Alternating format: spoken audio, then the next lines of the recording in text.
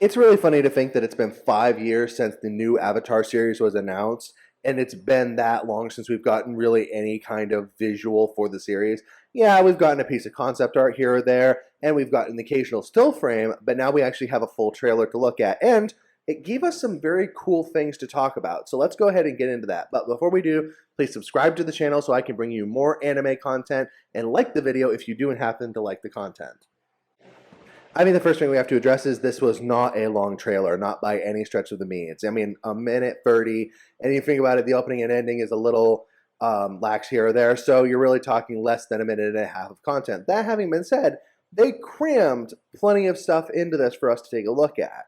You know, we got our first look at some important events throughout the series. We got our first look at important characters. I don't think there was a main character of the cast that was left out of this, so that's good. We got so and that also gives us a comparison to look at for what we can expect visually in the series. We also did get some looks at some places, though I don't suspect these will be all the places that we will see. There's plenty they have to set up in these 8 episodes, plenty of places they will still probably have to go, so we will probably have some surprises waiting for us. But let's go ahead and start breaking it down so we can get an idea of what we can actually expect from this new Avatar series. I mean, the first thing we have to address with this is that all the visuals do appear really great in this series. I know some people have commented that particularly Omashu looks a little CGI heavy, but let's be frankly honest, it all looks really good. It does look like they've spent significant effort trying to translate the architecture and buildings from the animated series into a real 3D environment. That's kind of significant. I mean, despite the fact it's not talked about in a lot of ways, the world of Avatar is just as built up around its architecture and cultural surroundings as it is its characters and bending abilities.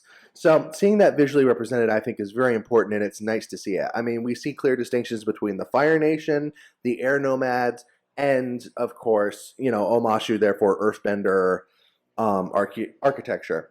I think all that together really makes a big difference, and it's going to help give the series the same vibe that the animated had. With that having been said, of what we saw, a lot of the other aspects do appear good as well. I mean, bending of what we saw, there wasn't a lot of it in the trailer, did appear very good, but we're going to cover that a bit more later. And even, you know, Appa and Momo look pretty good. Momo probably got the worst end of the deal, but I still think Momo looks cute, and that's kind of the point of Momo. We did also get a very good look at all of the characters for this now, and yeah, everybody looks spot on.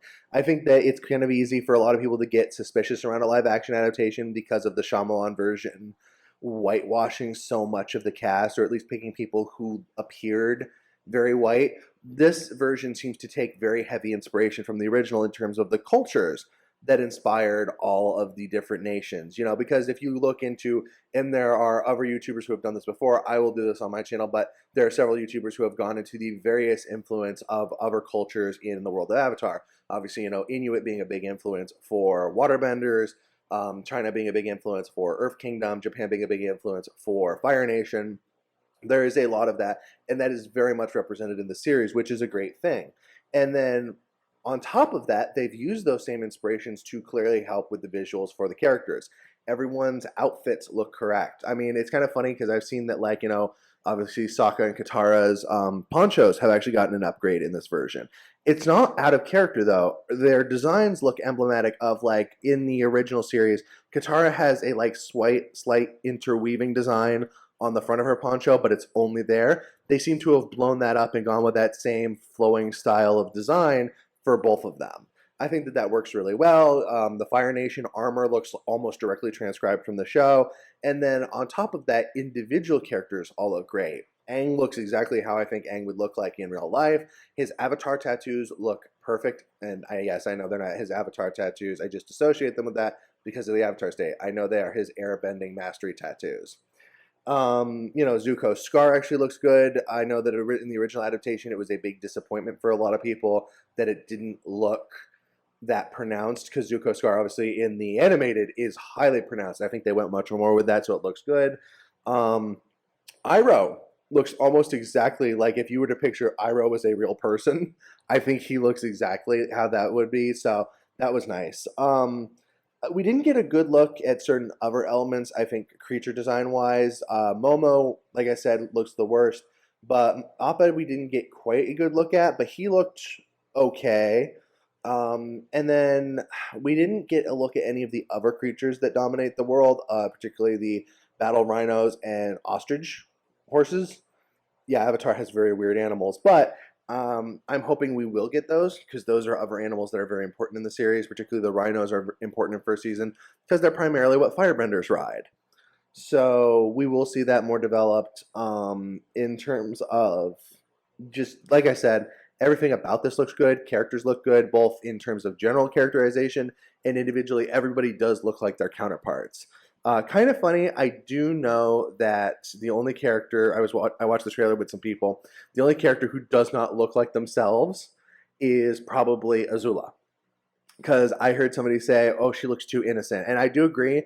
That might also come down to the fact of her hair is down in the trailer for some reason.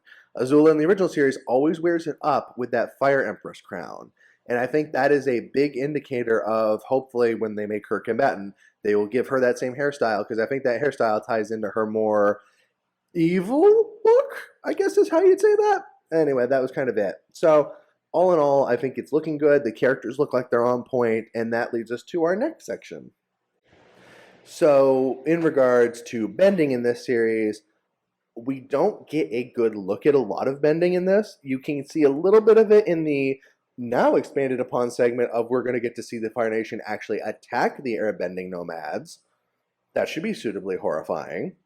Um, and we get a little bit of Zuko firebending. We see their Agni Kai, so that can be, we see that. That does look good.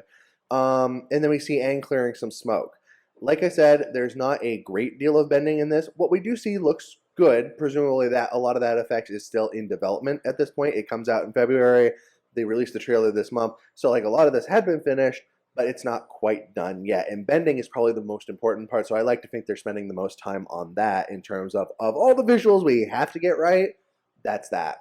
But that having been said, they do at least seem to be incorporating the different martial art styles that were so prevalent in the original. I know that for many people, when they released Korra, the different styles of martial arts disappearing and kind of blending together was a big disappointment. It's nice with the live action, they seem to be sticking to different bending styles or equate to different martial art styles. So I'm looking forward to seeing that visually. We got some glimpses of it here. It looked good in that regard. I think we have some hope on that front at least. And in regards to the trailer, while we do see some expansion, particularly in the fact that we're going to see the Fire Nation actually attack the air nomads, which could be cool or horrifying, probably both. It doesn't appear like we're going to get a super lot of expansion. This does appear to be trying to follow the series almost key for key. Maybe changing some stuff around just to make it a little fresher.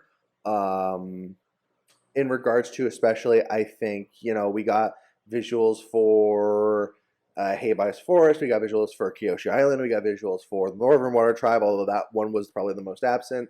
We got to look at Omashu. They're going to follow the story pretty close. If anything, I'd be slightly concerned about what they might have to cut. 24 episodes in a season, each episode's 20 minutes. This is only 8 episodes that are going to be an hour long each. You're probably going to have to cut some stuff, but my guess is you'll just see them cut stuff like The Great Divide, which means nothing and nobody even likes even the original series. They made fun of it. It'll probably be little stuff like that, and I think they will just trying to work some of the other more character bonding moments into particular episodes. So we'll see.